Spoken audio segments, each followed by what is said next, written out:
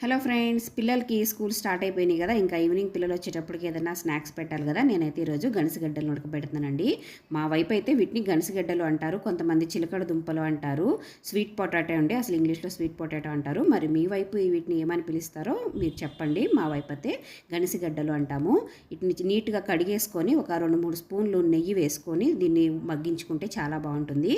ఒకవేళ నెయ్యి ప్లేస్లో మీరు వెన్నపూస వేసుకుంటే ఇంకా చాలా టేస్టీగా ఉంటుంది. నా దగ్గర వెన్నపూస లేదు, అందుకే నెయ్యి వేసేసుకొని ఇలా మూత పెట్టేసి తిప్పుతూ వీటిని మగ్గించుకుంటే మనకి ఒక ఫోర్క్ తోటి లోపల గుచ్చామనుకోండి, ఇలా సాఫ్ట్గా వెళ్ళిపోయింది అనుకోండి, ఇలా బాగా ఇది మనకి కుక్ అయిపోయినట్లు. ఇలా వీటిని తింటే చాలా బాగుంటాయండి. పొట్టు తీసి తింటే నాకు నచ్చుతుంది, కానీ చాలామంది పొట్టు తీయకుండా కూడా తింటారు. ఆ నెయ్యి అంతా కూడా వేస్ట్ అయిపోతుందని చెప్పేసి పొట్టుతో సహా కూడా తింటారు. మా మమ్మీ అలాగే తింటారు. నేనైతే పొట్టు తీసి తింటానండి. పిల్లలకు కూడా చాలా హెల్దీ, ఇలాంటివి మనకి స్నాక్స్గా పెడితే మీరు ట్రై చేయండి.